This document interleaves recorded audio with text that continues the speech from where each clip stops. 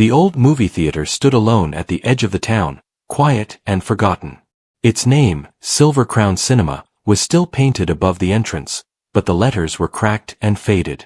The glass doors were dusty, and the posters inside showed movies that people had stopped talking about many years ago. Birds rested on the roof, and weeds grew through the broken concrete outside. For decades, the theater had been closed. Older people remembered watching films there as children, but younger people only saw it as an empty building.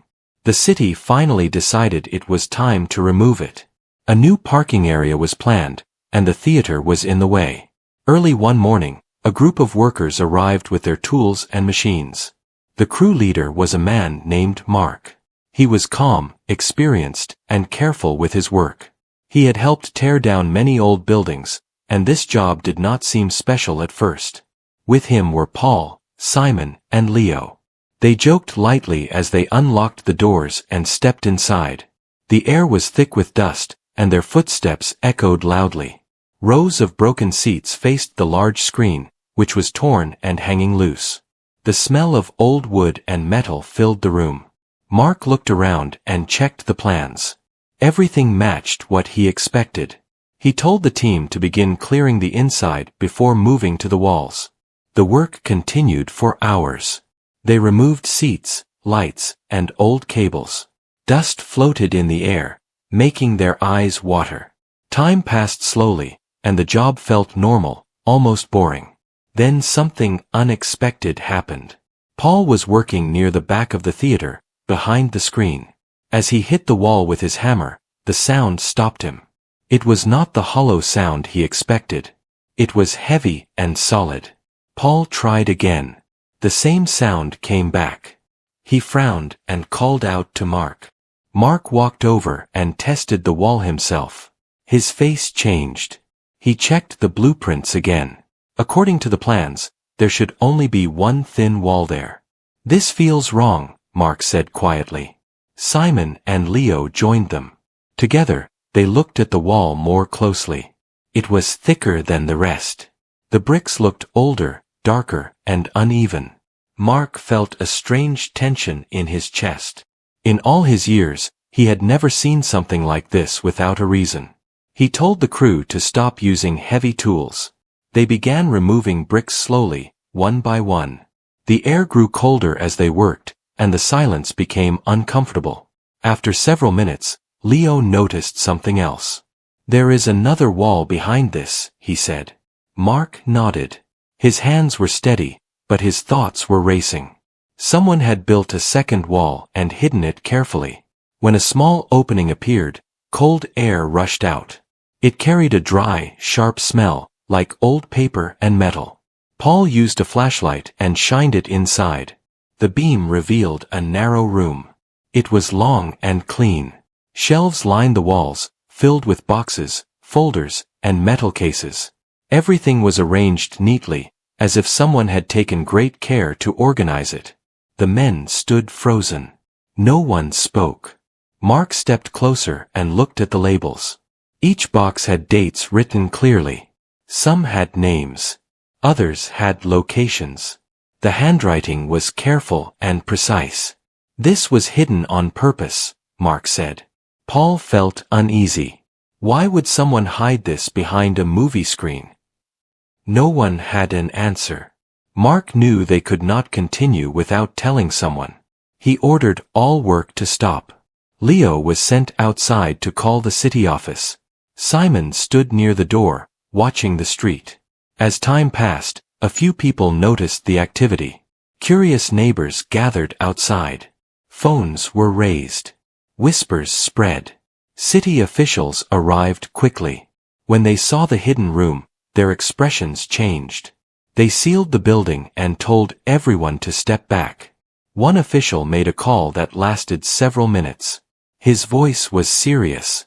Within hours, news vans began to arrive. Reporters stood behind barriers, speaking into cameras. The story spread fast. An abandoned theater.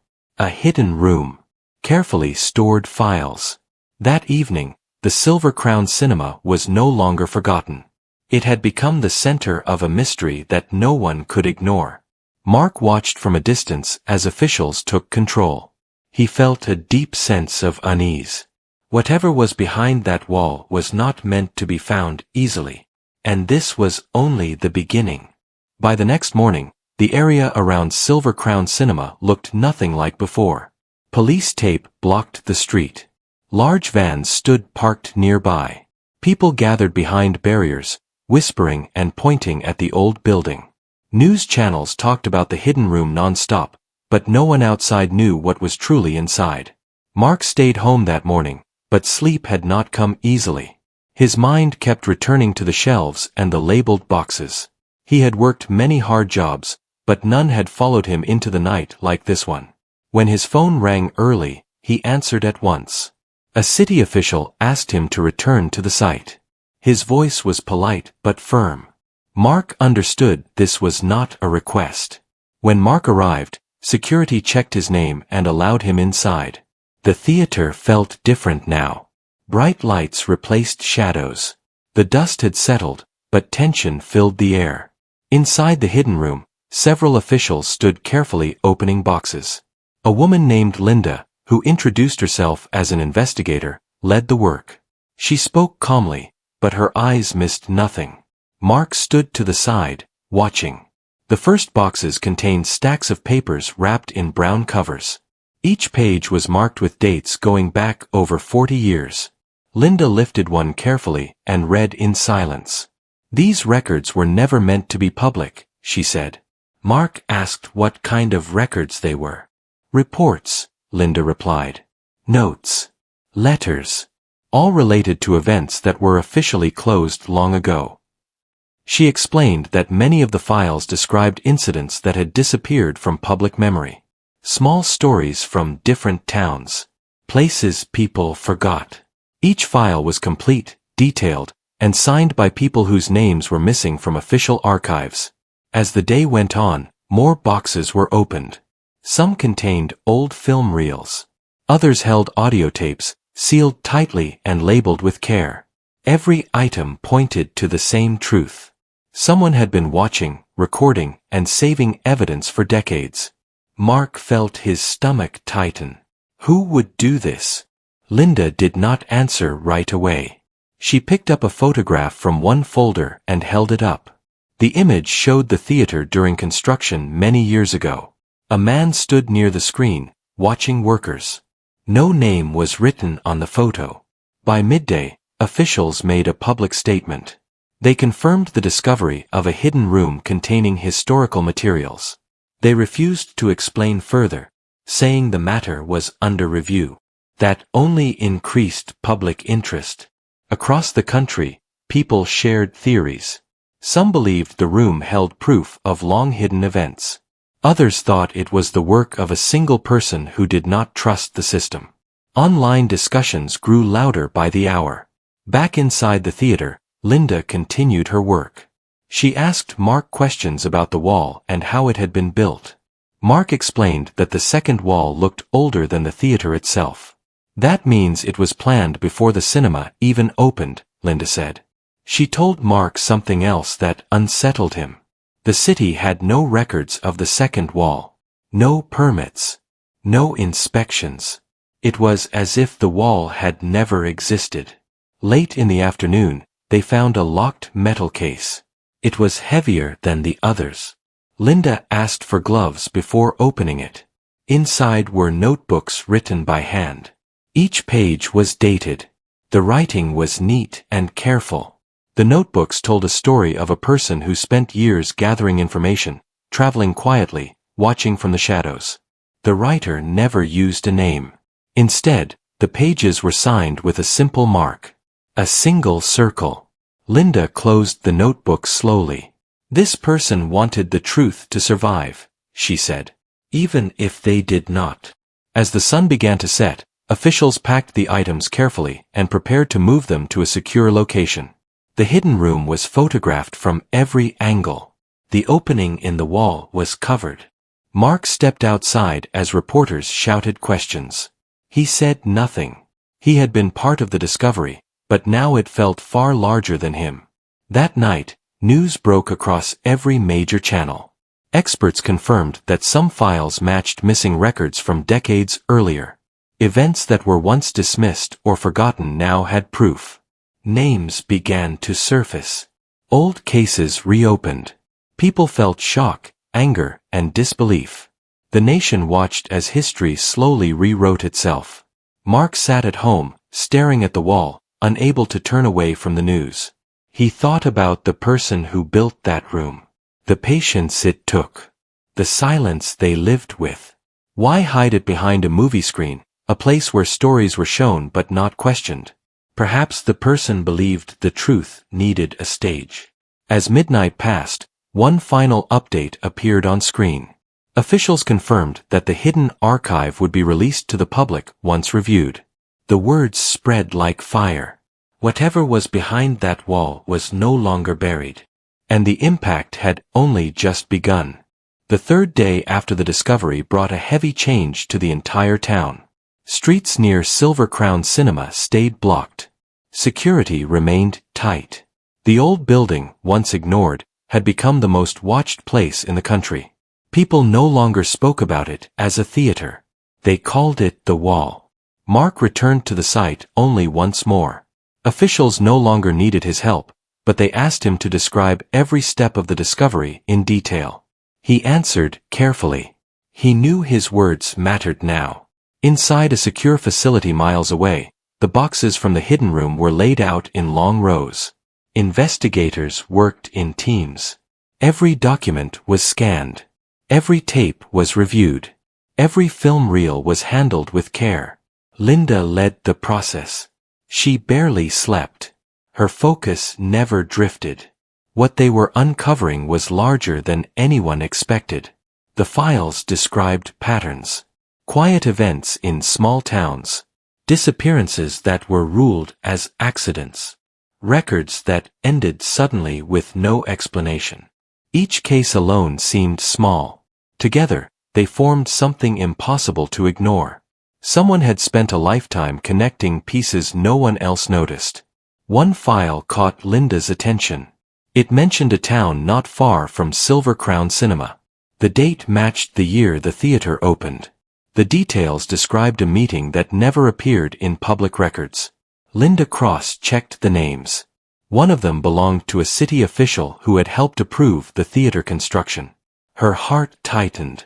The person behind the wall had hidden the truth inside the very building approved by those connected to the stories. That night, a public briefing was held. The lead official spoke carefully, choosing words that would not cause panic. He confirmed that the archive contained verified historical records that had not been properly documented at the time. He avoided saying more. That only made people listen harder. Across the country, families began to watch the updates closely. Some recognized places mentioned in the reports. Some recognized dates. A few recognized names. Phone lines opened for tips. Within hours, they were overwhelmed. Mark watched from his living room as one woman spoke on the screen. Her voice shook as she explained how her father vanished years ago after reporting unusual activity at his workplace. The case had been closed within days. Now, one of the files mentioned his name. She was not alone. By the next morning, dozens of similar stories surfaced. People who had stayed silent for years finally felt seen. Inside the investigation room, Linda opened another notebook signed with the circle. This one felt different. The tone changed. The writing became more personal. The writer described watching crowds leave the theater after movies. Laughing. Talking. Living freely. The writer believed truth worked the same way. It needed an audience. It needed time. Linda paused, then turned to the final pages. There was a map. The map marked locations across the country. Many already matched files in the archive. Some did not. Those locations were still unknown. This is not finished, Linda said to her team. The archive was not a collection. It was a message. Later that day, officials returned to Silver Crown Cinema with new equipment. They scanned the entire building from top to bottom. Walls. Floors. Ceilings. They found nothing else. But Linda did not feel relief. She felt certainty. The hidden room was not the only one. News channels reported a major update that evening. Investigators confirmed that several events documented in the files were now officially reopened. Independent reviews were ordered. New teams were formed. The tone of the nation shifted. This was no longer curiosity. It was accountability. Mark received a call late that night. It was Linda. She thanked him again for stopping the demolition when he did. If the wall had fallen the wrong way, the archive might have been destroyed forever. Mark sat quietly after the call ended. He looked at his hands. The same hands that had pulled bricks from a wall without knowing what waited behind them. He realized how close the truth had come to being lost again. Across the country, conversations changed. People asked questions they had never asked before. They searched old records. They revisited memories. The hidden archive gave them permission to doubt what they had been told. And somewhere, in a place no one could name, the unknown writer's work continued to speak. The truth had waited patiently for decades. Now it was finally being heard. The fourth week after the discovery changed the rhythm of the country. What began as a quiet demolition job had turned into a national moment of reflection. Every evening, families sat in front of their screens, waiting for updates. Every morning, newspapers carried new headlines connected to the hidden archive. The archive had a name now. Officials called it the Silver Records. Linda and her team worked from early morning until late night. The room where the files were stored stayed quiet except for the sound of pages turning and keyboards clicking. Every document added another layer to a story that stretched across generations. Patterns became clearer with time. The record showed that many past events were dismissed quickly. Some were closed without full review. Others were moved aside and forgotten. The writer behind the archive noticed these patterns and followed them patiently, one by one. Linda focused on the map found in the notebook. Several marked locations had not yet been explored. She organized teams to visit those places quietly. The goal was not to alarm people, but to confirm whether similar evidence still existed. In one small town, a team found sealed boxes in the basement of an old public building. In another, they discovered forgotten tapes locked inside a storage room. Each find strengthened the same truth. The writer was not guessing. The writer knew. Mark followed the updates closely. Though he returned to normal work, his life no longer felt the same. People recognized him in stores and on the street. Some thanked him. Others asked questions he could not answer. He stayed humble and quiet. He knew he had only done his job. Still, the weight of it stayed with him. One evening, Mark received a letter. There was no return address. Inside was a single sheet of paper. It contained a simple message. You listened when the wall spoke. Mark sat down slowly. His hands shook. The handwriting matched the notebooks. The circle was drawn at the bottom. Mark contacted Linda immediately. She asked him to bring the letter in person. When she saw it, she closed her eyes for a moment. This means the writer is still alive, she said. That thought changed everything. Until then, many believed the archive was left behind by someone long gone. Someone who worked quietly and vanished. Now that belief was gone. The writer was watching. News of the letter was not released to the public. Officials feared it could cause fear or false reports. Instead, they increased protection around the investigation teams. Linda began to reread the notebooks with new understanding. The final pages no longer felt like an ending. They felt like a pause. The writer never claimed credit. Never asked for recognition. The goal was never fame. It was timing. Meanwhile, the release of verified records continued. Each week, more documents were shared with the public. Independent experts reviewed them openly. Trust grew slowly, but it grew. Families who had waited years finally received answers. Some found peace. Some felt anger. All felt heard. The nation learned an important lesson.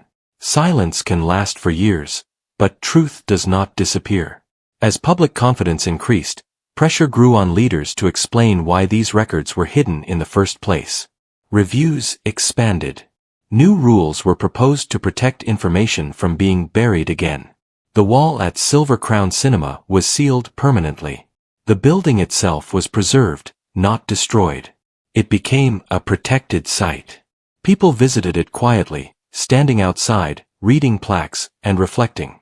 Mark visited once, early in the morning. The street was empty. He placed his hand on the brick where the opening once was. He felt no fear, only respect. Inside the investigation center, Linda received another update. One of the unmarked locations on the map had finally been explored. It led to a storage site still locked and untouched. Inside were materials dated only months ago. The writer was still active. Linda stood silently after hearing the report. She knew what this meant. The archive was not just about the past. It was about now. As the nation watched and waited, one truth became clear to everyone. The story behind the wall was not finished yet. And the final chapter was coming. The final phase of the investigation began quietly, without public notice. Linda understood that attention could interfere now. The truth had already reached the nation. What mattered next was understanding the person behind it. The newly discovered storage site was located far from any city. It sat near an old road that few people used. From the outside, it looked ordinary. Inside, it told a powerful story. The materials found there were recent. Documents were dated within the past year. Audio recordings were clear. Notes described current events with the same careful detail seen in the older files. The writer had never stopped. Linda and her team worked slowly, respecting every item. They followed the same rule the writer had followed. No rushing. No guessing. Only proof. One notebook stood apart from the rest. The cover was plain. Inside, the writing felt different. The tone was softer. More reflective. The writer described a life spent watching from a distance. Never stepping into the light. Never expecting thanks. The writer believed that truth belonged to everyone, not to one person. The final pages explained why the movie theater was chosen. The writer had once worked there long ago. Not as a manager or owner, but quietly. Cleaning. Fixing. Observing. The theater was a place where stories were shown, but no one questioned what happened behind the screen. It was the perfect hiding place. The writer wrote about waiting for the right moment. Not forcing the truth forward, but protecting it until people were ready to listen. Linda closed the notebook and took a deep breath. The writer had trusted the future. As weeks passed, officials completed their review. The full archive was prepared for public access. A secure digital platform was created so people could read the verified records themselves. Nothing was hidden this time. On the day of the release, the nation paused. People read quietly. Schools discussed it. Families talked openly. The story behind the wall became part of shared history. Mark watched the release from his home. He felt proud, not of himself, but of the choice he made to stop and listen. One small decision had allowed decades of truth to survive. Later that evening, Mark received one last message. It came through official channels. The writer had stepped forward. Not publicly. Not with a name. Only to confirm that the work was complete. The message was short. The wall is no longer needed. Linda understood what it meant. The writer would return to silence. The truth no longer needed protection. It could stand on its own. Officials chose to respect that wish.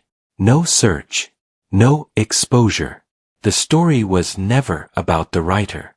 It was about the truth. Silver Crown Cinema was officially turned into a historical site. Inside, a simple exhibit explained what was found and why it mattered. There were no photos of the writer. No dramatic displays. Only facts. Visitors walked slowly through the space. Some stood quietly near the preserved wall. Others wrote notes in a public book near the exit. The words repeated again and again. "Thank you for keeping this safe." Linda visited the site one last time before moving on to her next assignment. She stood alone behind the screen and placed her hand on the brick. She felt calm. The truth had done its work. Across the country, trust began to rebuild. New systems were put in place to protect records. Independent oversight became stronger. People learned that silence could be challenged. All because someone chose patience over fear. The nation never learned the writer's name. And it never needed to. The story behind the wall had reached its end. Not with noise or celebration, but with understanding.